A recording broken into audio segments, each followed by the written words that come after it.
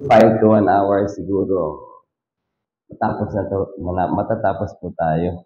Anyway, maraming salamat po, Sir Bong and family and church. Thank you for allowing me to be here this afternoon and to praise God's word and to share testimony. Siguro marami ditong bago pastor, no? Hindi ako kilala, pero una sa lahat, nagpapasalamat ako sa Panginoon kay Pastor.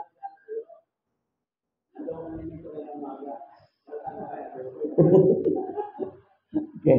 Papasalamat ako sa Panginoon sa pag-allow niya sa akin na makapunta dito ulit. I think this is my third time, Pastor, na napupunta ako dito. Ako po ay si Missionary Jan Impleo. May asawa, siyempre isa lang, may dalawang anak. Ang anak namin po, si David Jan, my wife is Melanie Impleo. Si Melanie Impleo, bago kami ikinasal, ay missionary din siya sa Cambodia. At doon ko po siya nakita at pinahiwatig sa akin ng Panginoon na siya nga yung nawawalang ribs o tadyang. Salamat po. At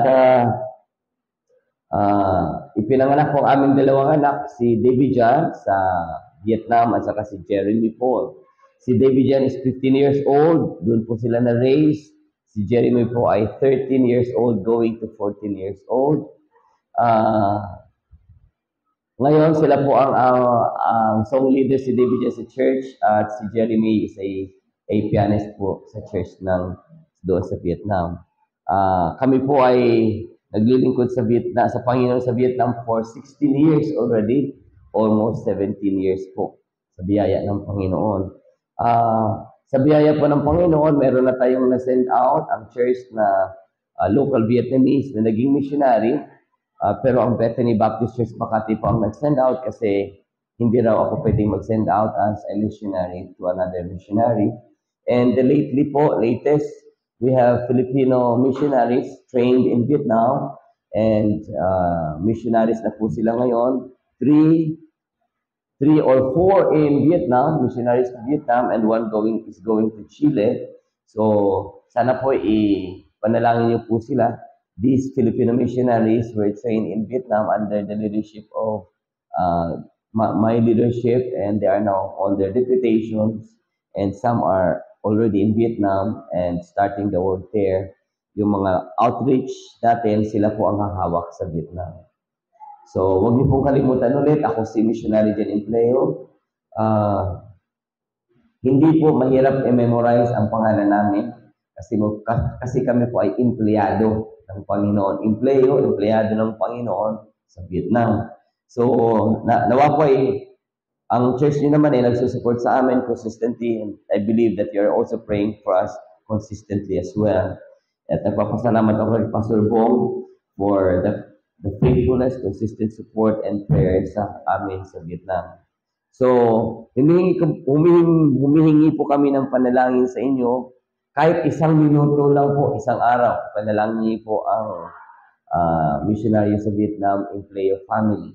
Kahit isang minuto po, mahalaga po sa amin yun na panalangin. So, meron po ako dito ng simple presentation.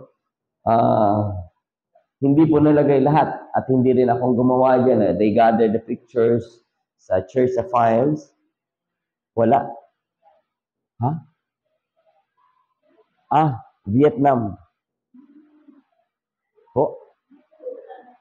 Hindi gumagana. Hindi mo gumagana. Parang nasa bag. Grabe ano, kinain siguro ng virus. Okay. So habang kinukuhaan doon sa bag, may isa pa akong USB doon. Kami po ay dumating sa Vietnam ng 2008. Nag-aaral po ako ng language for 1 year. While studying the language, we started the work, and at the same year, 2008, meron po tayong nabaptize na Vietnamese. At after 1 year, kami po ay nag-start ng school, Christian school. Though Vietnam is a communist country, but God has allowed us to open a Christian school, underground pastor. And through that, we get the visa for every year. Kaya po kami nandoon sa biyaya ng Panginoon dahil meron po tayo ng school, binigay ang Panginoon, And our students now are Vietnamese. Mayroon lang kaming tatlong Pilipino na estudyante at the rest is Vietnamese. So 97% are Vietnamese. And we reach out the Vietnamese in three areas. We have the free English class, which is free for them, and we call it English Club. I teach also one-on-one English to the Vietnamese kasi communist po, so hindi po pwedeng mag-share agad ng Biblia. So kinakailangan na we have to establish the good relationship sa mga Vietnamese. At I believe nakapunta dito si Mark Ribores, missionary din sa Vietnam. Doon po siya na-train sa Vietnam at nagkaroon ng burden sa Vietnam. So we teach English for free so we can establish good relationship. So sabi nga, mahirap pero masarap kasi sa Panginoon. So marami ng mga Vietnamese na naligtas at member ng church as of now, and some of them are staff also of our language center or PCE school. So panalangin niyo po na sila pa ay lumago. Last year, marami tayong nabaptize, maraming naligtas na parents ng school at mga anak nila, and they are serving the Lord as well at this time. So we are reaching the Vietnamese through education, through teaching. So ipanalangin niyo rin po. Kaya po, meron tayo ng bisita na dala ko. Ang isa po ay pamangkin. Tayo ka nga po. Si Manuel Empleo Villamor. Tutulong siya doon. He is a mathematics teacher. Replacement po sila yung mga nag-missionary na. Kasi kailangan namin ng teacher, lalo ngayon. So, isa siya doon, mathematics teacher. At si Brother Patrick, ano nga yung apelyido mo? Abierta is going to help also in our Christian school. So, ipadalangin niyo po na sila po ay payagan ng immigration sa Thursday na makaalis po papunta ng Vietnam. And hopefully, matrain din sila na maging pastor or missionary in the future. And we need more teachers. We need more English teacher. We need more mathematics teacher para tumulong sa gawain. Pero hindi po ibig sabihin na wala silang love gift. Kung kayo po ay tatawagin ng Panginoon, baka kausapin kayo ng Panginoon later. Kung gusto niyo pong pumunta, meron naman ang love gift. Ang love gift po namin is $300 to $350. Depende yon sa iyong position. $300 to $350 per month. At yun po ay libre naman ang visa, libre ang pagkain, libre ang bahay, at saka libre din naman ang pamasahe pag doon na. Kung pupunta ka doon, walang pamasahe sa eroplano, pwede naman yun i-deduct na lang sa gift every month. Kung meron naman ng asawa, mag-asawa, may anak, sama nyo ang pamilya nyo kasi hindi ako tumatanggap ng family at iwanan ng asawa. Dapat magkasama sila para hindi masira ang anak, ang pamilya. So pagdating doon, halimbawa may anak, libre naman ng anak sa school, magbabayad lang sa materials, sa tuition fee, libre na po.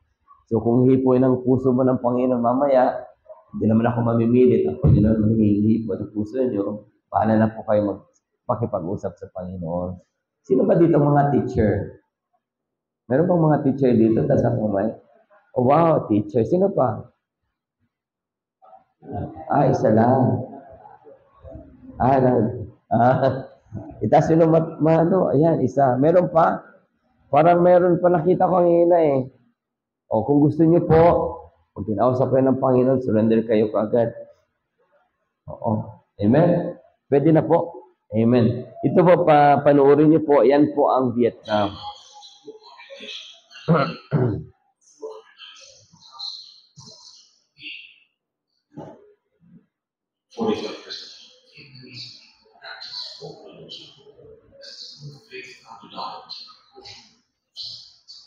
Historically effective occupations, doubtless disposed by various tracks of peace.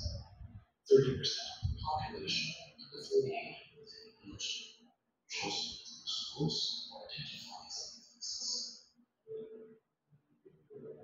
a total of 16% Buddhists and only 8% are Christians. But according Christianity has been growing because various missionaries set up churches from different parts of the world. We are thankful for making us part of that in this country. Bishop John Playo and his wife Melanie arrived in Vietnam in 2008 with a great vision from God to be part of the lives of people and to let them know of our Lord and Savior, Jesus Christ. The Lord bless them with two boys, David John and Sharon. They were born and raised in the field, and by the grace of God, are now part of the ministry. David John is one of the small leaders, while Sharon Paul is the church evangelist. God gave them the opportunity to minister to the locals initially by conducting free English lessons for their neighbors.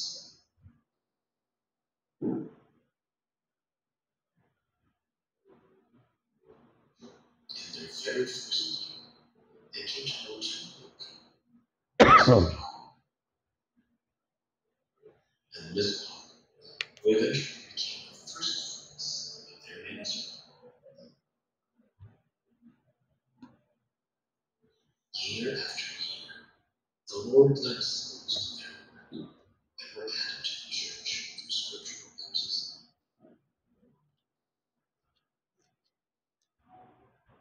Some have even studied in Baptist Bible College in the Philippines. Yun po ang first missionary natin na na-send out, Vietnamese. What you are seeing are just glimpses of God's wondering working power in the lives of the Vietnamese He has allowed them to touch.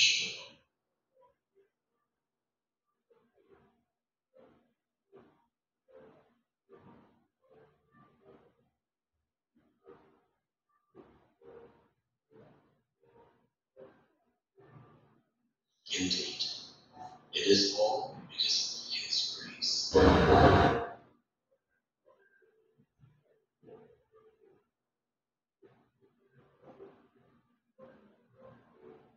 Please do pray for them as they continue Yan po ang to extension ministry natin na pupuntahan po ng missionary mga Tribures, which is 2.5 hours from Ho Chi Minh City. The church was organized last year. Yan po ang mga bagong family na na-save, na-baptized, and now being discipled of each one of us as well. Yan po ang extension. Wow. Amen. Maraming salamat po. Please pray for the Empleo family. Vietnam has a total population of 99. Wala pa akong magandang video presentation. Hindi kami marunong gumawa ng video presentation, pero marami pa sanang pictures.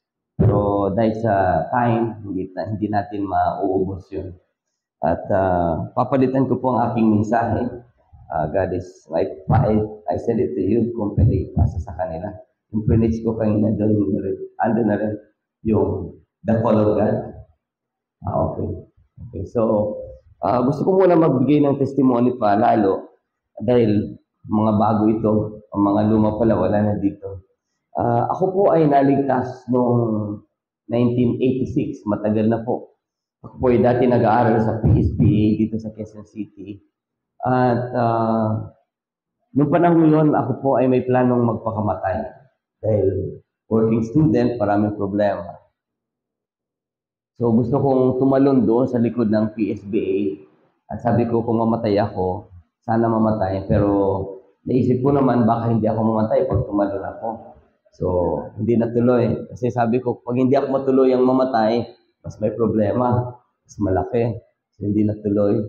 At pagbalik ko doon sa quadrangle, may nagbahagi sa akin ng salita ng Panginoon at doon po ko na naligtas. Tinanggap ko ang Panginoon, Jesucristo bilang Panginoon at tagapagligtas. Ako po ay pang-12 sa pamilya. Malaki ang pamilya namin. At dahil mahirap kami, ang aking tatay at nanay mahirap, so hindi kami nakapag-aral ng maayos, kaya nag-working student. Nung naligtas ako, after a few months, sabi ko gusto kong mag-serve sa Panginoon. Dahil nung Katoliko pa ako, gusto kong magpare nung elementary and high school, pero sabi ng tatay ko, huwag kang magpare kasi hindi ka magkakaanak. Hindi dami ang lahi natin. So, kaya hindi natuloy din. Tapos, nung pagkaligtas ko na gusto kong maglingkod, tumigil ako sa pag-aaral sa PSBA at ako po ay nag-aaral sa Bible School in 1988. Nabaptize ako sa San Juan Baptist Church under Pastor Capake, siguro kilala nyo, at gusto ko nung magpastor. Pero nung nasa Bible School ako, nakita ko sa mga misyon ang hirap ng gawain. Sabi ko, hindi ko pinangarap ito na maghirap ang aking family in the future kasi mahirap sa gawain. Magtatapusin ko yung aking secular school at pagtatrabaho ako, magsusupport na lang ako sa misyon. So, sa madaling salita, ako pa ay tumakbo sa panawagan ng Diyos for many years. Sana po ay makinig kayo mga young people. Sayang ito. So, 1988, tumigil ako sa Bible School. Tinapos ko yung aking secular school, ang accounting course, at dinala ko ng Panginoon sa Mindanao. Nung nasa Mindanao ako, nakatapos ako ng aking pag-aaral, ang sabi ng pastor ko, tinatawag ka ng Panginoon sa nakikita ko. Pero sabi ko, no, I will support missions and missionaries, but I do not want to be a missionary. So nagtrabaho ako sa mga secular companies, big companies, pero walang kontento sa buhay. Walang kontento, walang kapayapaan sa buhay. Kaya in 2003, nag-abroad pa ako sa Korea para makaipon ako ng salapi at magtatayo ako ng aking company sa Pilipinas. Pero in 1999 ako nag-abroad. In 2003, during our missions conference, preach po ito na verses of the scriptures. Buksan niyo po ang inyong mga Biblia sa Romans 10:13-17. Sabi po dito, for whosoever shall call upon the name of the Lord shall be saved. How then shall they call on him in whom they have not believed? And how shall they believe in him of whom they have not heard? And how shall they hear without a preacher? And how shall they preach except they be sent? As it is written, how beautiful are the feet of them that preach the gospel of peace and bring glad tidings of good things. But they have not all obeyed the gospel. Isa ako ito sa hindi nag-obey ng gospel. For Isaiah saith, Lord, who hath believed our reports? So then faith cometh by hearing, and hearing by the word of God. So that year 2003, sa Korea, sabi ko, Lord, okay, I do not want to run away anymore. I will rededicate myself to you for full-time service. Kaya that year, at the same time, the same year, umuwi ako sa Pilipinas at tinapos ko pang Bible School ko sa Bethany Baptist Church. Kaya nung ako, dumating kami sa Vietnam in 2008. Pero bago po yun, ang panawagan, ang sa akin, gusto kong pumunta sa Czech Republic. Pero hindi yun ang kalooban ng Panginoon. So may nag-preach sa Bethany at na isang Vietnamese at prinis po ulit ito na Romans 10:13-17. So sabi ko, Lord, mahirap ang Vietnam. Una, ayoko ng pagkain ng Vietnam kasi mabantot. Okay? Pangalawa, communist country. So paano kami mag-uwi ng kaluluwa? Pero hindi nagbago ang panawagan ng Diyos. Every Sunday morning and afternoon, even Wednesday, I come forward to the altar talking to God to change my mission field, but God did not change. For truly, God will never change. Kaya sa hapong ito, ibibigay ko ulit ang mensahe na ito sa ating lahat at nawa po ay ibigay natin ang buhay natin sa Panginoon sa hapong ito. Kung tinatawag po kayo ng Panginoon para sa misyon, kung hindi man, nawa ibigay niyo ang Panginoon ang buhay sa Panginoon sa paglilingkod sa Kanya, sa Kanyang iglesia locally. So, hilingin ko pang lahat na tumayo at basahin po natin itong versikulo na to at namanamin po natin ang panawagan ng Diyos. Okay, let us read all together when we begin. For whosoever shall call upon the name of the Lord shall be saved. How then shall they call on him in whom they have not believed? And how shall they believe in him of whom they have not heard? And how shall they hear without a preacher? And how shall they preach except they be sent? As it is written, how beautiful are the feet of them that preach the gospel of peace and bring glad tidings of good things. But they have not all obeyed the gospel. For Isaiah saith, Lord, what believe our report?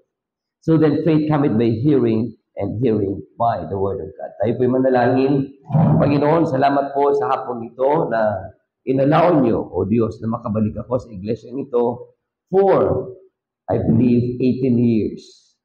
Thank you, Lord, for Pastor Alcala and family and the church for their prayers and financial support. And thank you, Lord God, that we can study your word again today, this afternoon here at Pilgrims Bible Baptist Church. And Lord, pinapanalangin ko, O Diyos, na kayo po ang kumausap sa puso ng bawat isa sa amin. Kung meron man po kayong tinatawag dito for full-time service, nawa Panginoon ay hipuin niyo po ang puso niya. At nawa po ay magpasakop siya sa inyo. Salamat po sa inyong salita na buhay. At salamat po sa inyong pangako. At Lord, kiniklaim po namin ang pangako niyo sa amin. Kung meron man dito hindi ligtas, nawa Panginoon, kayo ay magligtas sa Kanya. Dahil sinabi niyo po, for whosoever shall call upon the name of the Lord shall be saved. Father, maring nag-attend pero hindi ligtas, iligtas niyo po ang hindi mga ligtas. At ang mga ligtas, nawa sila po ay sumuko sa inyo at magpagamit po sa inyo, Panginoon ko, full time. Lord, dalangin ko po na gamitin niyo po ako na maging blessing and bless each one of us this afternoon. We pray, dear Lord God, that your name be glorified and magnified. In Jesus' name we pray. Amen. Maraming po salamat. Pwede na po ako. Ako po ay dumating kahapon sa Pilipinas. At nung Friday, ngayong Friday, Biyernes, okay? Dahil busy sa Vietnam, sa gawain, punta ko doon sa nagre-repair ng offices ng school. Biglang umulan kasi tag-ulan na ngayon sa Vietnam. Hindi ko lang alam sa Pilipinas. Mukhang tag-init pa rin. Pero tag-ulan na sa Vietnam, naulanan ako kaya pagdating ko sa bahay, hindi pa ganito kahapon, nung Friday, pero kahapon, grabe na. Pero inalaw pa rin ang Panginoon na makapag-preach ako this morning and even today. So po, binigyan ko itong ng title. Ang ating mensahe ngayon is The Call of God. Ang panawagan ng Diyos. Ang panawagan ng Diyos sa bawat isa sa atin. Alam niyo po, salamat sa Panginoon kasi napakabuti niya, right? Tama? At ang Panginoon po ay tapat sa kanyang pangako. At kung tayo ay merong problema, ang Panginoon lamang ang nakakaintindi sa problema natin. Tama po ba? Walang iba kung hindi ang Panginoon lamang ang nakakaintindi at nakakadinig ng ating mga panalangin. Kaya dapat tayo magpasalamat sa Panginoon sa oportunidad na binigay niya sa atin na pwede tayong tumawag sa Kanya anytime. Amen? Napakalaking pagpapasalamat natin ng Diyos ay handang tumulong sa atin sa mga problema natin o anuman ang hinahin natin sa Panginoon. Buksan niyo po ang inyong mga Biblia, ang ating mga Biblia sa Psalm 121 verses 1 to 4. Ang sabi dito, I will lift up mine eyes unto the hills, from whence cometh my help. My help cometh from the Lord, which made heaven and earth. He will not suffer thy foot to be moved. He that keepeth thee will not slumber. Behold, he that keepeth Israel shall neither slumber nor sleep. Sa Vietnam po ay hindi madali. Pero meron tayo ng Diyos na mapupuntahan natin, tatawagan natin, at handang tumulong sa atin sa kahirapan. Alam niyo po, for the past 2 years, meron kami naging problema financially dahil po nagkaroon ng pandemic. At ang mga tatay, nanay, ang marami ay nag-divorce. Sa Vietnam, open ang divorce. Legal ang divorce. Sa Vietnam, legal ang abortion. Sa madaling salita, ang mga pamilya ay iniwan ng kanilang mga tatay. At marami po sa miyembro at saka sa estudyante ng aming mga parents, ang parents sa mga estudyante namin ay naghiwalay at walang pambayad. So ang aming financial problem, napakalaki for 2 years. Umabot ng mga 1.6 million dahil sa visa ng aming staff. Dahil sa sahod, sa visa, we are renting 2 buildings, at ang renta po doon ay 70 to 75,000 pesos ang bawat isa. So malaki po ang gastusin. For 13 to 14 years. May problema man pero hindi ganun kalaki. Pero lumaki last 2 years. Pero God is supplying because we're still there. Amen? Kasi ang Diyos natin ay nakikinig sa ating mga hinaing. Actually, yung Friday, ang bayaran namin sa pag-repair lang ng offices, ng school, ng offices, cubicles, ay umabot sa 240,000 pesos. Pero wala akong halaga na ganun so far. Nakabayad na kami kahapon ng 100 and we're still praying for another 140. I believe that God will supply. Amen? Hello? Because that is the promise of God. I will supply your need according to His riches in glory by Christ Jesus. I am thankful to God for calling me in His ministry. And I know He will help me every time I call upon His holy name. Walang imposible sa Panginoon. To anybody, kung sino man ang dito ngayon, who is not sure of going to heaven, maring nandito ka, nag-attend ka ng church, pero may dalawang isip ka, nagdadalawang isip. Maybe you are doubting about the salvation. Maybe you are not sure of going to heaven when you die. The Bible gives us an assurance that you can rely upon and call on the name of the Lord Jesus Christ. Dahil sabi niya, for whosoever shall call upon the name of the Lord shall be saved. Kung naniniwala ka dyan at tinanggap mo ng Panginoon si Kristo, ikaw ay ligtas. Pero maaring hindi ka ligtas sa hapong ito. Nawa ay siguraduhin mo bago ka umuwi sa bahay niyo sa invitation mamaya or even right now. Only Jesus can save a person. Wala nang ibang makakapagligtas sa tao. He is the only person that can bring a person to heaven. Maring naririnig mo na ito ang John 14:6. Sabi sa John 14:6, Jesus said, I am the way, the truth, and the life. No man cometh unto the Father but by me. Maring alam mo ang versikulo, pero nagda-doubt ka o nagdadalawang isip ka. Nawa ang kinin mo si Kristo bilang Panginoon mo at tagapagligtas. If you are saved and baptized, God is calling you to do something for Him and to the lost people out there. Sa Pilipinas, pasalamat tayo, meron tayong freedom, right? Meron tayong kalayaan magbahagi ng salita ng Panginoon. Sa amin, close. Walang bukas na bintana, nakapadlag ang gate, nakasarado ang door, may soundproofing para hindi marinig sa labas. Pero sa Pilipinas, meron tayong freedom to preach the gospel, even in the market. Tama? In the school, in your offices, you can preach. You can share the gospel to your office mates or to your workmates. Pero sa Vietnam, hindi. That is why we have to be thankful to the Lord for the opportunity na binigay sa atin ng Panginoon na pwede tayo magbahagi ng salita ng Diyos kahit saan pwede. Right? Nung young people ako, after I got saved, my discipler trained me how to win souls to the Lord Jesus Christ. My discipler taught me to disciple someone because that is Christian life. Ang tanong, may nadala ka na ba na kaluluwa sa Panginoon? May na-disciple ka na ba na kaluluwa sa Panginoon? Yan ang dapat nating tinan. Dapat nating tanungin sa puso't isipan natin, how many souls did I win to the Lord Jesus Christ?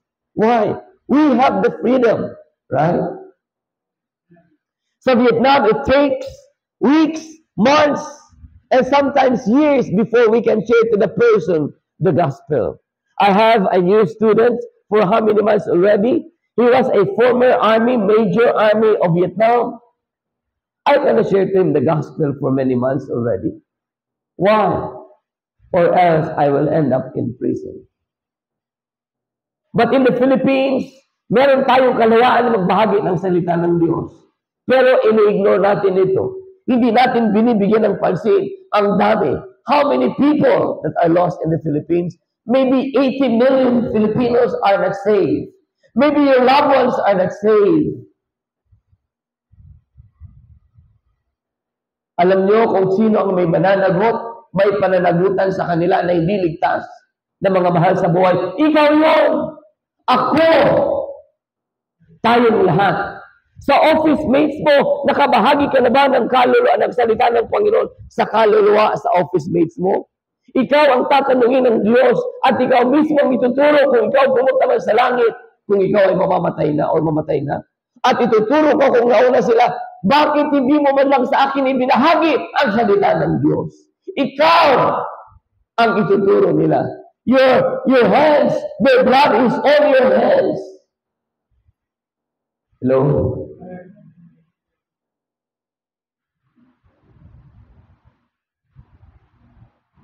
To be honest, kung ito ang attendance natin palagi, mas malaki pang attendance namin sa Vietnam. Close country, but we have a bigger attendance in this afternoon. I am challenging you, win souls while you can. Young people, bata pa kayo. Kayo ay may sapat na lakas. Tinatawag ng Panginoon ang mga ligtas.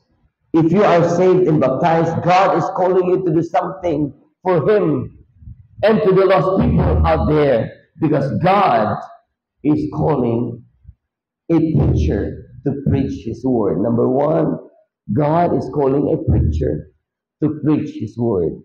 To preach His word. Sabi to sa Romans 10:13, for whosoever shall call upon the name of the Lord shall be saved. How then shall they call on Him in whom they have not believed? And how shall they believe in Him of whom they have not heard? And how shall they hear without a preacher?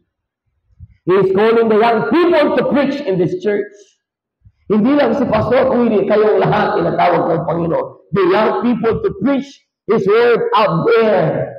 Ilang population meron ang kainta? I believe more than 1 million. Kung madala nyo lang ang 500 or 5% sa 1 million, it will not fit in your church, right? So how it will happen? You have to be a soul winner. You have to be a discipler, a desire to disciple someone. Why?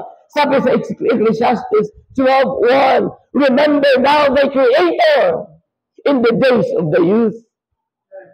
Dapat ma-remember mo ang lumalang sa iyo habang ikaw ay bata pa. Bakit? Kailan mo pa ibibigay ang buhay mo sa Panginoon? Sa pag-uwi ng soul. Mas marami ang time mo sa Facebook, marami ang time mo sa Facebook, sa Messenger, mag-text ng cellphone, pero yung tinetext mo, hindi mo nga nasabihan ng versikulo about simple plan of salvation. Hello? Are you still there? Young people, while you are young, in the days of the youth, sa kabataan mo habang may lakas ka, hindi forever may malakas ka. Kailan mo pa ibibigay ang buhay mo sa Diyos? Sabi nga nila, kung latak na lang, hindi na ako pwede, pastor. Ibibigay ko ng buhay mo sa Diyos. Lord, now that you have that enough strength as young people, help will souls. Hello? Letter B, He is calling the young professionals to preach. God is calling us saved to preach His word. Calling young people to preach. He is calling the young professionals to preach. Sasabihin mo, professional na ako. Wala na akong panahon dyan. Nasa office na ako. Meron kang panahon. Give time. 1 hour, even 1 minute to share the gospel. In your office mates are going to hell. You are going to heaven. You are selfish if you will not share the gospel to your office mates. Right? Hello? Are you there? Sa mga young people na actually, sino dito mga estudyante? May you please raise your right hand?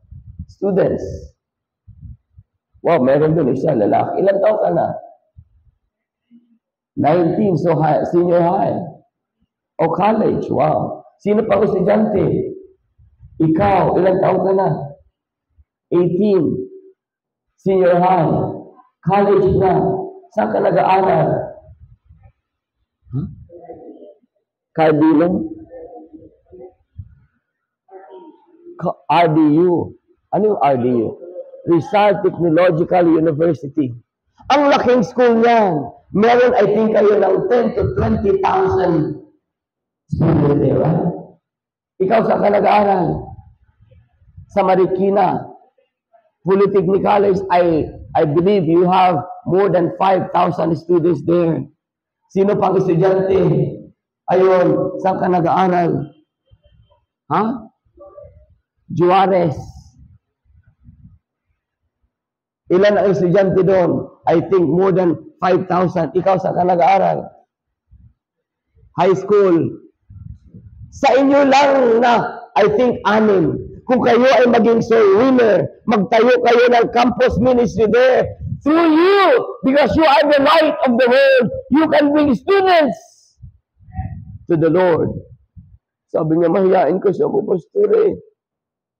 Manalangin ka, Lord, help me not to be shy to share the gospel. Amen! Ano ang goal mo sa buhay? Eh, ganito na lang ako. Hindi! You have to have that vision to bring souls to the feet of the Lord Jesus Christ. You have to have that vision. Pastor, hindi naman ako missionary. You are a missionary in that campus. Hello? So starting tomorrow, bakasyon na kami, Pastor. Sa pasukan, mag-win ka ng kaluluwa. Damdamin mo ito. For whosoever shall call upon the name of the Lord shall be saved. How then shall they call on him in whom they have not believed? And how shall they believe in him whom they have not heard? And how shall they hear without you, preacher? So, hindi po ko marunong mag-share at hindi ko alam ang isi-share. Memorize the Romans road to salvation. Hello? Pastor, hindi talaga ako makamemorize kasi kahit ngayong lesson sa school namin, hindi ko ma-memorize. Nangungopia na lang ako. Huwag ka nang mangopia. Starting today, mag-goal ka, mag-memorize ka. Tutulungan ka ng Panginoon. Amen? Because in time of need, He is there to help you. Sino ngayon dito magkukumit na magsusolwing sa kanilang campuses? Sige nga.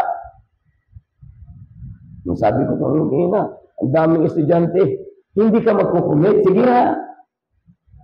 Magpipray ka. Huwag kang matakot. O sige nga, yung lalaki doon na gwapo. Ligtas ka na ba? O yun naman pala eh. Baptize ka na. O yun naman pala eh. Sino nagde-disciple sa'yo? Siya. O, i-disciple mo, turuan mo na mag-soul win. Pag hindi ka magde-disciple, magtuturo, pagpaalam mo kay Pastor Bong, ako magdi-disciple sa kanya online. Baka pumunta pa yan ng Vietnam.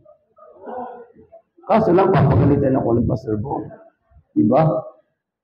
You know, young people, this is a time for you to commit to the Lord. God will use you. This is an example. After I got saved, I was discipled, I was trained how to win souls. Madali lang. May tracts ka, basahin mo lang sa kanya. Yun na yun. Hello? Wala ka na memorize, magdala ka ng tracts. Anytime you go, may tracts ka. Ibigay mo lang sa kanya, pwede ko bang basahin ito sa'yo? Bigyan mo lang ako ng 1 to 5 minutes. And when you pray to God, God will give you that soul, you know. Hindi naman ikaw magliligtas ang Diyos. Ang part mo lang is to share to Him the gospel, right? Paano nga girlfriend mo, hindi mo nga masyuran. Diba, no? Sinong girlfriend mo? Wala. Sa gwapo mo na yan. Na-train ako mag-soul winning by God's grace. Na-train ako mag-disciple. Kaya anywhere I go, even in Vietnam, we have the campus ministry in different way.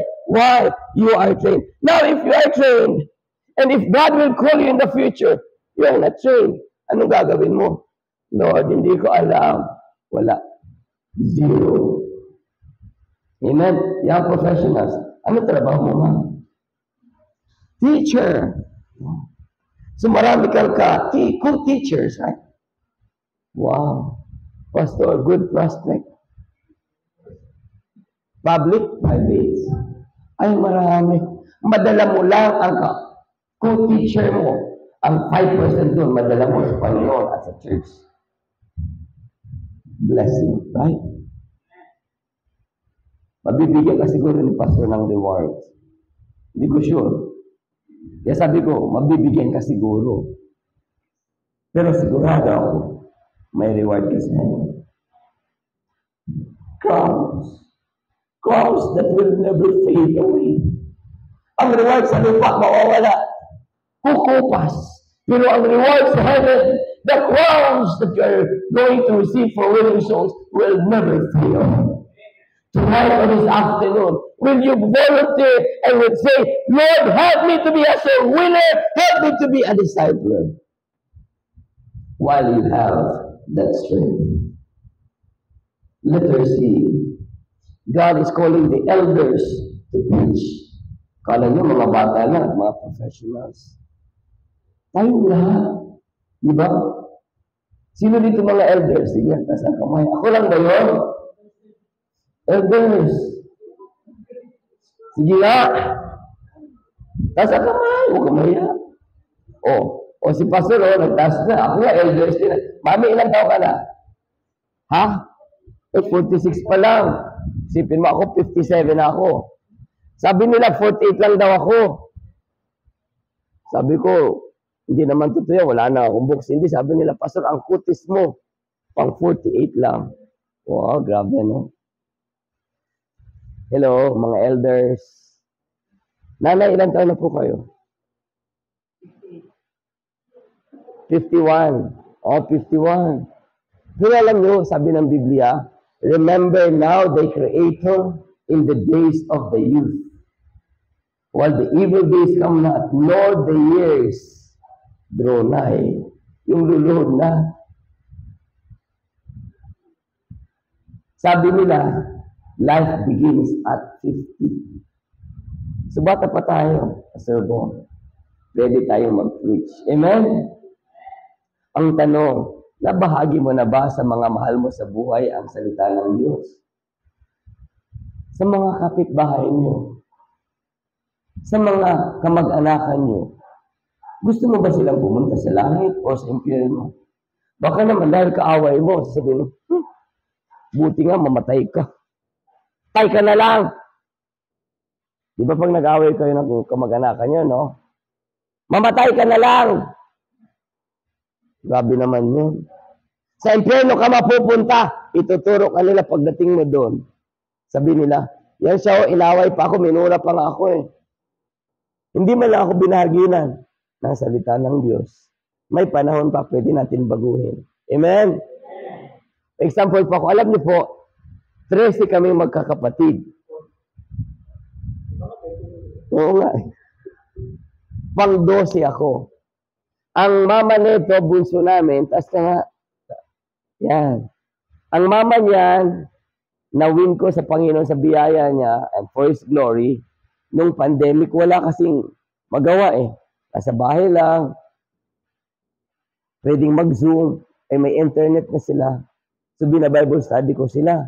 Sabi ko, aral tayo ng salita ng Panginoon. Baka hindi na ako makabalik dyan. Hanggat sa Bible study, tumanggap sa Panginoon, nabahagi ko, naligtas online. Pambira ng dami na ngayon, may Zoom na, may Facebook na, wala nang bayad, basta may wifi lang, no? Libre na. So, naligtas ang kanyang nanay at ang kanyang kapatid. Isipin mo, sabi ng nanay niya, pwede mo ba akong i-baptize na lang sa online? Nagtawanan ko, totoo yun. Sabi ko, hindi naman pwede. Hindi sabihin mo na lang na, I baptize you in the name of the Lord Jesus Christ. Lulod na lang ako doon sa dagat. Kasi ang bahay nila sa likod ng bahay nila dagat na. Sabi ko, hindi pwede. Kailangan may magbabaptize sa'yo on-site, hindi online. Sa madaling salita, umuwi talaga ako sa Pilipinas. Pero hindi ako nag-baptize. Naghanap ako ng Baptist na pastor at siyang nag-baptize para madala niya sa church. Amen?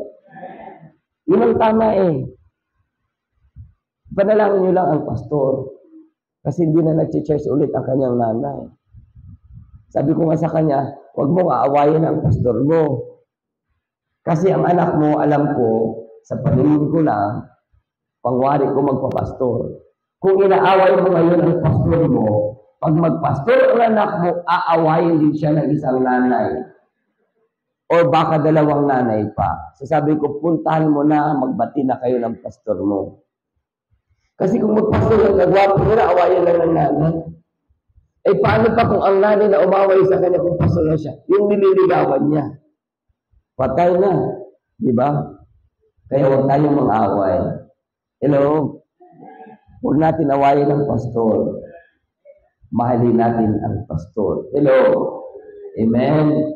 Kasi pag inaway mo yan, sabi ng Bible, what you sow, you will reap. Di ba Mama Irene, ano? Sinabi kami na yan ni Mama Irene eh.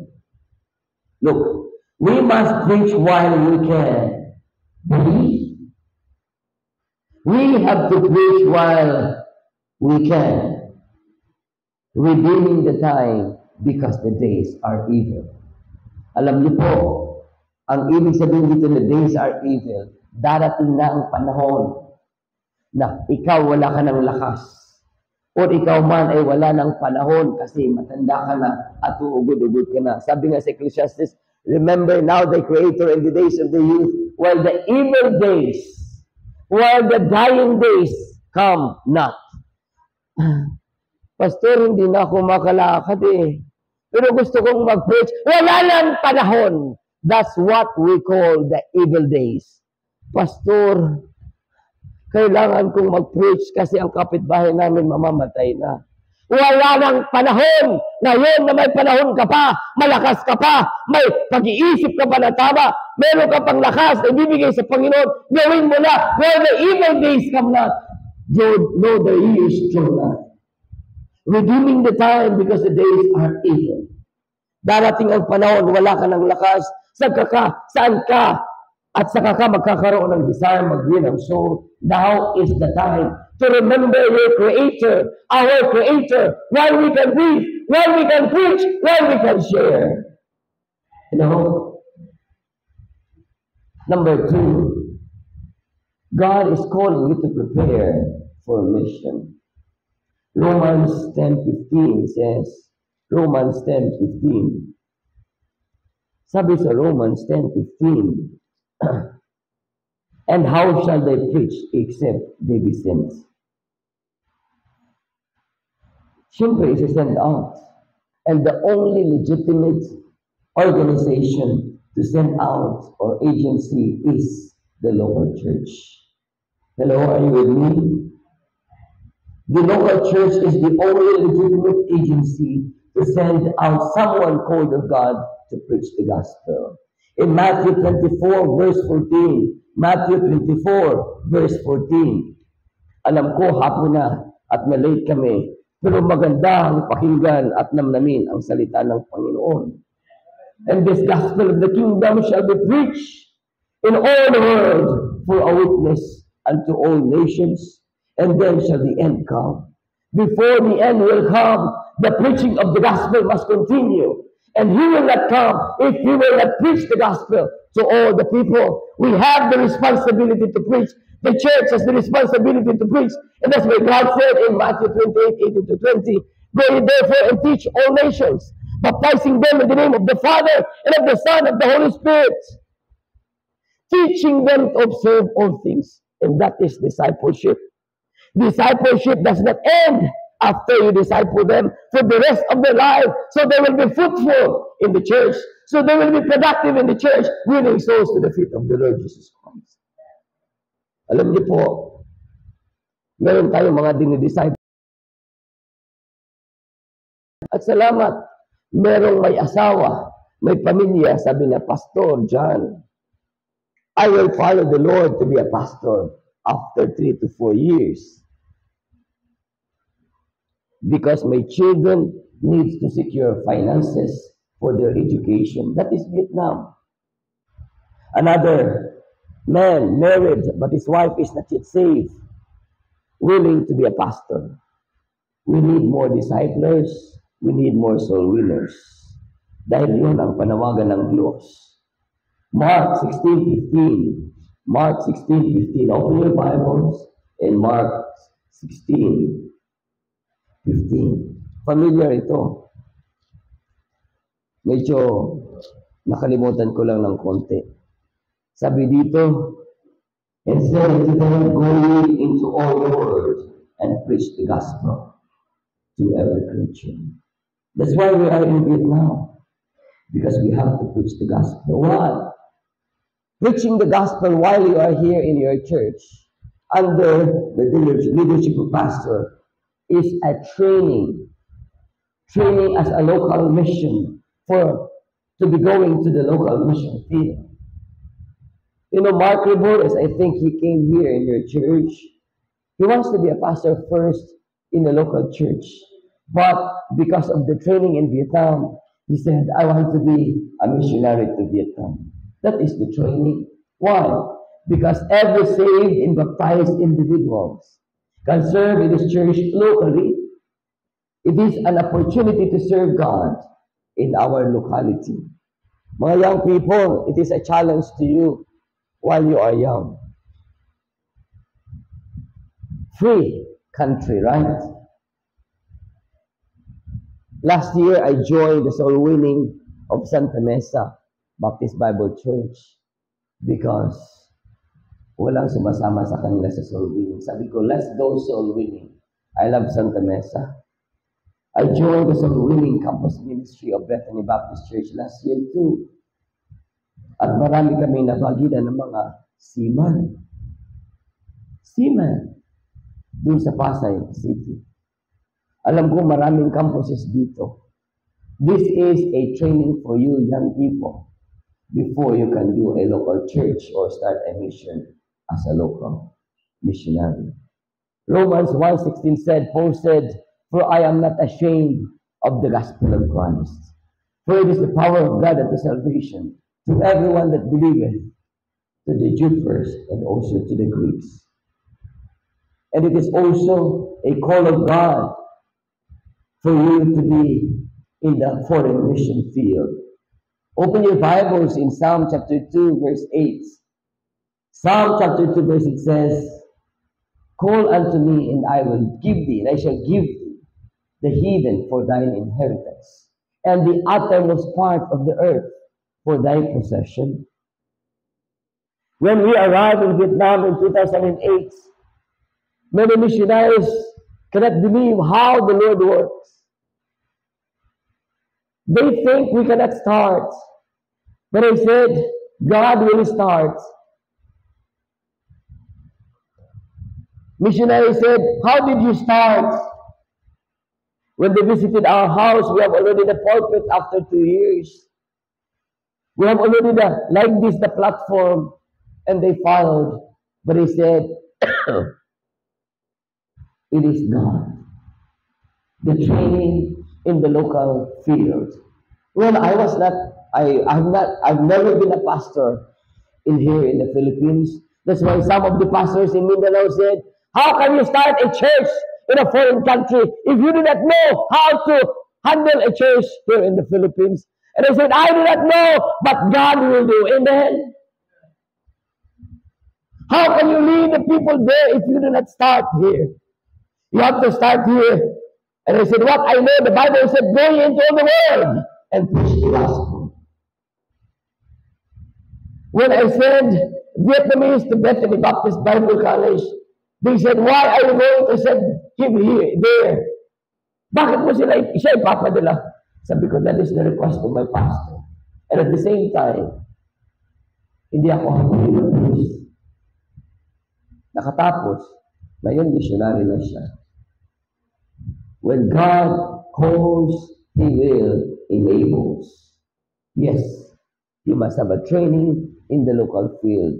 Soul winning is the best training for you to go to the foreign field. Or before you go to the foreign field, discipleship is the best training that you need in the local before you go to foreign field. Acts 1:8 said, but you shall receive power after the Holy Ghost is come upon you, and ye shall be witnesses unto me both in Jerusalem, in Judea, Samaria, and unto the uttermost part of the earth. That power is available to each and every one of us anywhere we go. But we do not have that power because we do not claim it. We do not live according to that promise of God. But if we claim every time, Lord, I need your power for me to win souls tomorrow. Lord, I need power for you to manifest into my life so I can disciple the new believers. And God will use you because He said, but ye shall receive power. After that, the Holy Ghost is come upon you. And that's why Paul said in the book of Romans, whosoever shall call upon the name of the Lord shall be saved. How then shall they call on him in whom they have not believed? And how shall they believe in him of whom they have not heard? And how shall they preach? How shall they hear without a preacher? And how shall they preach except they be sent, as it is written, how beautiful are the feet of them that preach the gospel of peace and bring glad tidings of good things. But they have not all obeyed. We are saved, right? Hello? So we are saved to serve Him, for He saved us from hell. So we have to be grateful to the Lord. Sabi lang, Psalm 116, verse 12, what shall I render unto the Lord for all the benefits towards me? Ano ang gagawin mo na paglilingkod sa Diyos sa lahat ng benepisyong binigay niya sa iyo? Simply, preach the gospel. Amen? Simply, disciple. Simply, serve the Lord. We were in bondage for how many years? And that now that we are free, we must preach the gospel while we can. Not only to the local field, but to the regions beyond. Alam nyo, ang saya sa Vietnam. Punta kayo sa Vietnam. You will see us. Yes, may kahirapan. Pero masaya. I was wrong before. I was struggling and asking God, Lord, change my field. Why Vietnam? But now, I want to die in Vietnam. I asked my wife already, if I die, bury me in Vietnam. I have a friend who has a cemetery, own a cemetery, a Christian cemetery. And he said, please reserve me one for me and for my family there. Living in Vietnam is better than the Philippines. For me, punta kayo sa Vietnam. Masarap ang pagkain, murang pagkain, pwede ka maglakad, hating gabi walang gagalaw sa iyo. Marunong ka mag-English, pwede ka mag-teach. Hello, hi, how are you? Pwede ka na mag-teach. Number 1, number 2, number 3, oh, American accent. Pwede ka na mag-work. Sa amin, pwede ka mag-work. Basta may papers ka.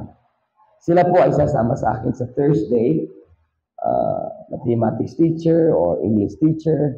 They can be a monitor, they can be a supervisor, and they can be a janitor. Alam niyo po, nung unang kaming dumating sa Vietnam, nag-start ako ng church, ako lahat. Ako janitor. Yeah. Narita ka namin ng bahay, 4 stories. 1, 2, 3, 4. 1, 2, 3, 4. Ako lahat yun. Ako ang song leader, ako ang janitor, ako ang preacher, lahat na. Ako ang namamalingki. May anak kami.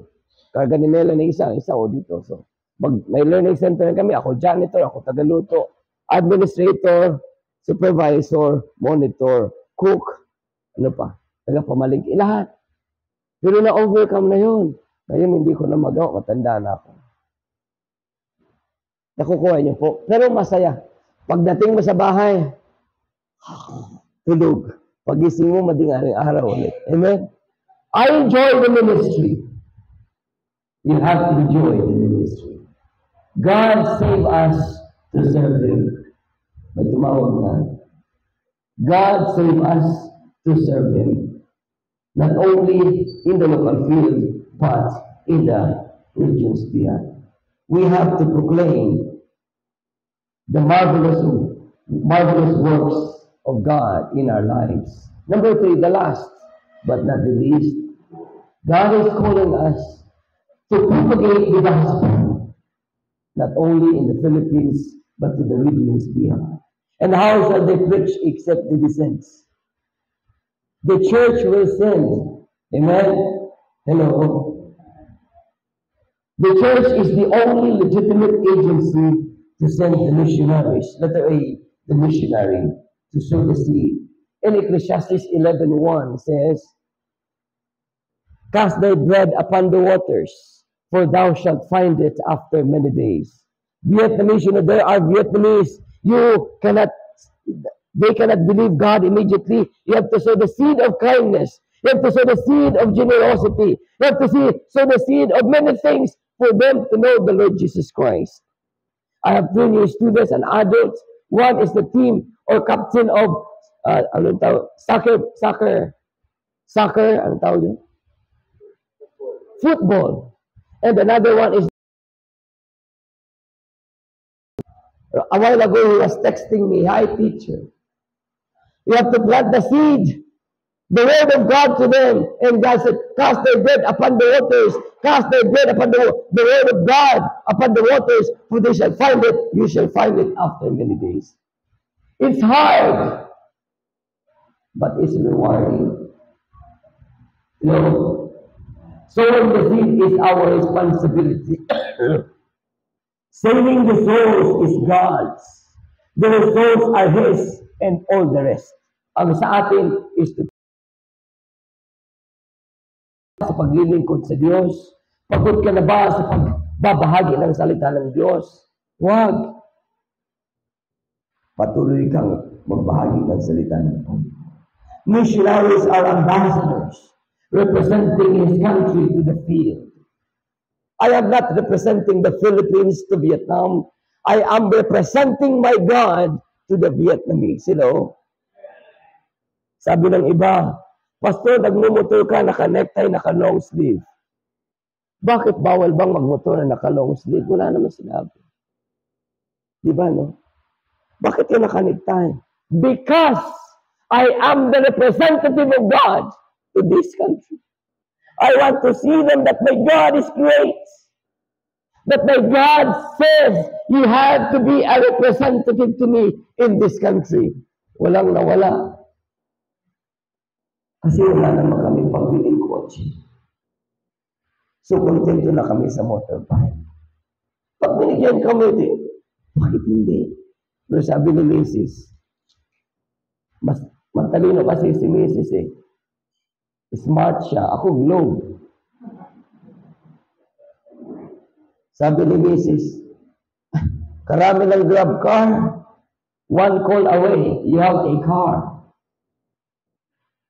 Wala tayong pambili. We have car. O ang grab sa Vietnam is Fortuner. Minsan meron pa yung maganda Mercedes Benz, ginawa ng grab car. Isipin mo yan. May pagbabisita kami, Pastor, antay ka lang dyan, sandali lang, darating ng kotse namin. Grab car yun. Kung kaya mo magkakasakay sa motor, let's go. Mura pang gasolina, di ba? Hindi mahal pag motor van. Well, we are contented and we enjoy serving the Lord. But we are representing heaven, amen? We are representing God, the God of heaven, the order of heaven and earth. Amen? Sabi sa Acts 13, 1-5. Last few verses and we will close. Ay, salamat. May letter B. Acts 13. Na-late kasi kami. Kaya, pasensya na. Now there were in the church that was at Antioch certain prophets and teachers, as Barnabas and Simeon, that was called Niger, and Lucius of Cyrene, and Manaen, which had been brought up with Herod the Tetrarchs, and Saul, and they ministered to the Lord. And look at the word, and the next word, and fasted. The Holy Ghost said, separate me, Barnabas and Saul, for the work whereunto I have called them. God is calling the church to send out someone not only to the local field, but to the foreign field. Look at the verse 3. And when they had fasted and prayed and laid their hands on them, they sent them away. I am praying that your church will send out someone not only to the local fields, but to the foreign field. Hello? So they sent forth by the Holy Ghost, departed unto Seleucia, and from thence they sailed to Cyprus. Maring may send out kayo dito. Huwag niyong hawakan. I-release niyo siya sa Panginoon. Amen? Sabi ko last year, isi-send out ang aming 5 staff to the field. Wala na sila sa amin. Hindi sila natutulong. Now, what will I do? That's why they are here, going with me. Hopefully, they will be passed through the immigration on Thursday, and they will serve God in the future. God will train them under me, and God will call them also, then let go. Why? We're just trainers and mentors of these young people and young professionals.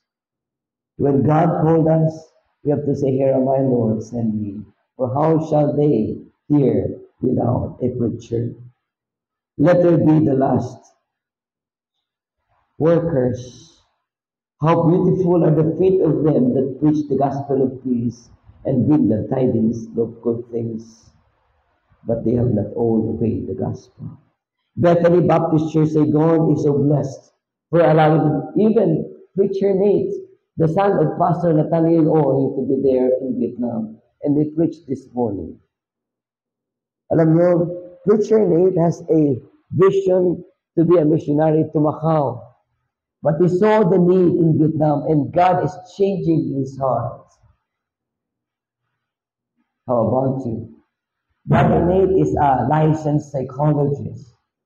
He went there volunteer to teach our orchestra. We have a small orchestra to teach our choir, because our choir director is a missionary already to Japan. And so we have to train another one. But he is enjoying serving the Lord in Vietnam. Hopefully, he will be a missionary also to Vietnam, because Vietnam now has a good tolerance for the gospel. Let us take this opportunity. We are praying for the workers to come and help us there, and for the workers to be exposed in foreign mission. Truly the harvest is plenteous, but the laborers are few. That's why Jesus said, "Pray therefore the Lord of the harvest, that he will send forth laborers into his harvest." Actually, this coming July, we have our DVBS. Last year, we had 50 plus to 60 children in our Vacation Bible School. This year, we're expecting to have 70 to 80 students in our Vacation Bible School, or DVBS. We're going to have a workshop by July 22 to August 3 from Metro Light Believers Baptist Church. Hopefully there are 20 plus teachers who will teach the Vietnamese to play piano, violin, flute, or wind instruments. And they are spending money for that, because they were burdened to really preach, to teach the Vietnamese, so they will know God and serve God in the future. If you wanted to join, you can join Metrolite Believers Baptist Church this coming July. They're already having their tickets, and we will provide food for them and the accommodation. But look, last year they have music workshop, and that's why we have now a good orchestra in our church. Now, if you wanted to, you can join them. Why? Because the Bible said it. How shall they preach except they be sent? But they have not all obeyed the gospel, for Isaiah saith, "Lord, who hath believed our report?" So then faith cometh by hearing, and hearing by the word of God. The call of God is today. If you are texting now, stop texting. Hear the preaching of God's word. Surrender your life to the Lord while you can. God said, "Remember now the Creator in the days of the youth, while the evil days come not, nor the years go not." when thou shalt say, I have the pleasure in that. Will you come? Father Lord, thank you so much for this afternoon. Thank you, Lord, for these believers of yours. Thank you for Pilgrims Bible Baptist Church for allowing your servant to preach your word. And I pray, Father, and all your Holy Spirit, that you will continue to touch the lives of these believers of yours, to surrender their lives to the young people, to the professionals, and to the others to come forward and say, Lord, I will commit my life to preach your word. Lord, I pray that they will realize that they receive a lot of benefits from you. And I pray, Lord, that they will ask, so what shall I render unto the Lord for all his benefits towards you? Thank you, dear Father. If God touch your heart, come to the altar and surrender your life to the Lord. Pastor Paul, will you come? There is one. Will you come? Don't be shy. Surrender your life to the Lord. Lord, I am coming to the altar. I will preach the gospel to my classmates. There are two. Will you come? Lord, do not kneel down in your seat. Come. There are three.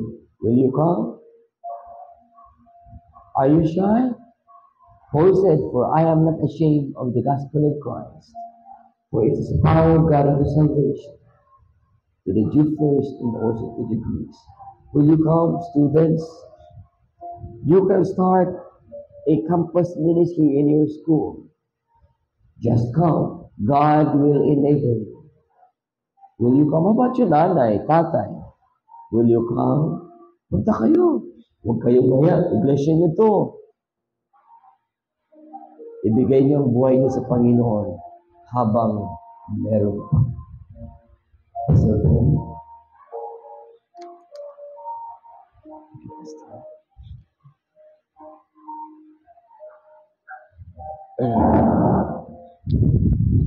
what is saying, and also telling you, God is calling you.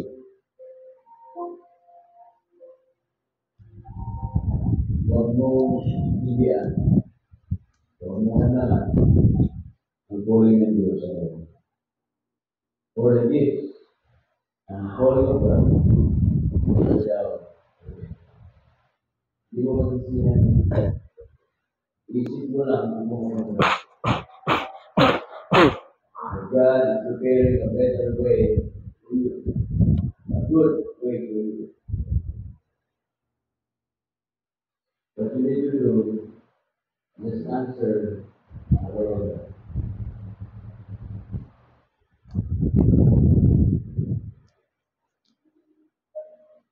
May mga kanilin ko yan. Ang prayers sa ibang matulog ka. Yung ka nalaman ko sa prayer. Your prayer request also. Nais mo lang ito. Your prayer pa. Ang tulog. Sige po. Bottom line, God has something for you today. God is going to go on and go to the right.